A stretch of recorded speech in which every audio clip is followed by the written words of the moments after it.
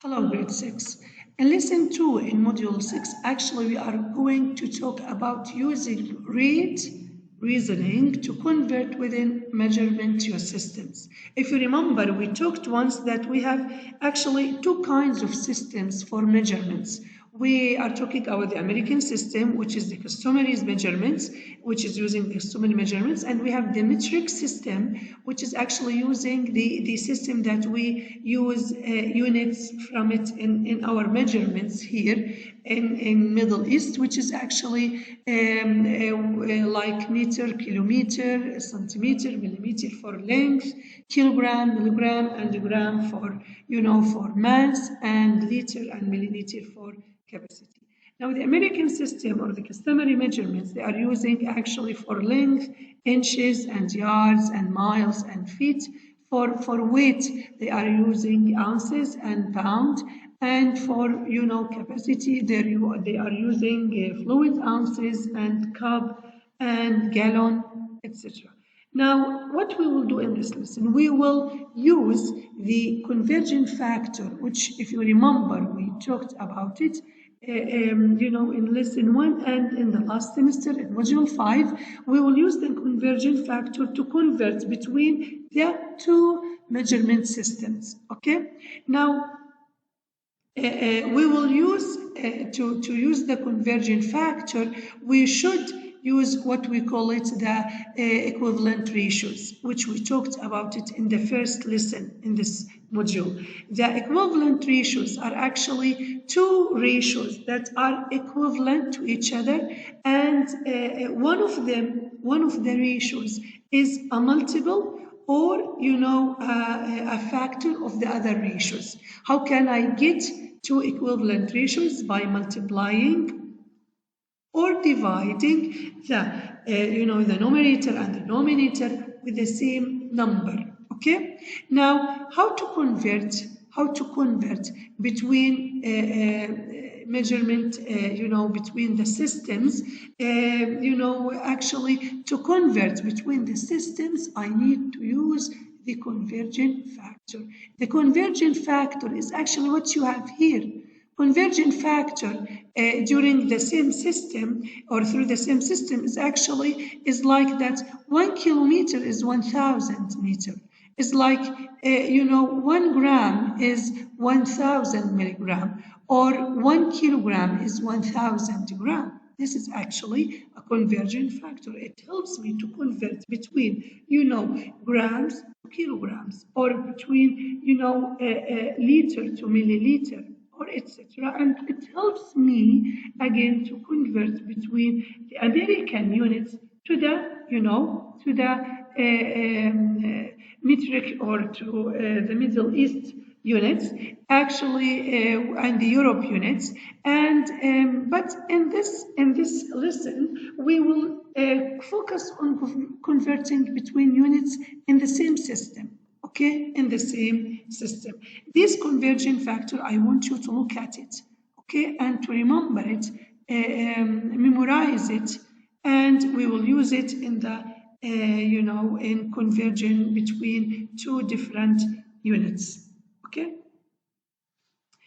Now, and as you can see here, to understand the conversion factor, they said about it, it's actually a rate, okay? Which is actually, a rate is a ratio, but between two different units, okay? And when I use it to convert between units, okay? For example, in example 2, they say in Paris, the sculpture long-term parking created by Armand Fernandez contains 60 cars embedded in 40,000 pounds of concrete. How many tons of concrete are in 40,000 pounds? So actually, we are talking about, the conversion factor that is comparing between ton to, to pounds, which is actually two different units that, that are using for what? For mass. Now, I know from the schedule that I use it in the, or you can see it in the last page. I know that, for example, that we can solve that 1 ton is 2,000 pounds. Okay, so 1 ton is 2,000 pounds, as you can see here. Now, I can use it, okay, to find the number of, of pounds in, or the number actually of tons in, the sculpture here, which is actually that contains 60 cars, okay, and the mass of these whole cars are actually 40,000 pounds. So I can use it by multiplying 40,000 pounds with with the converging factor. Why? Because it helps me to convert between the mass in pounds to mass in ton. Now, how is that? When I use the converging factor, when you use it, make sure that you are using the units. You are writing the units. When you are writing the units here, since I have pounds in the denominator and pounds in the numerator, they cancelled each other. Okay, since they cancelled each other, so you can keep ton as you can see here, the unit and the answer.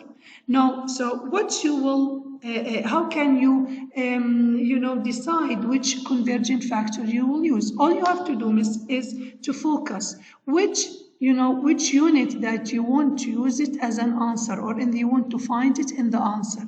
You want to find ton, so ton, since it's in the numerator, you must have it in the numerator, okay? And pound, since it will be cancelled, you must put it in the numerator. So this is why I put 1 over 2,000, and I didn't say, for example, 2,000 pounds over 1 ton. And it's actually, you are using the same convergent factor, but you are making it in different situations in which that you can use it correctly. You want to have the answer in ton. So what you have to do is to multiply, the mass, which is in pounds, with the convergent factor ton over pound. This is why you can cancel pound or cross out pounds with each other, and you have ton in the answer. We will practice more, I'm sure, Miss, when we have this lesson in, when we have more exercises and solve more problems about it. So let's go to the class and let's solve together more exercises in the class.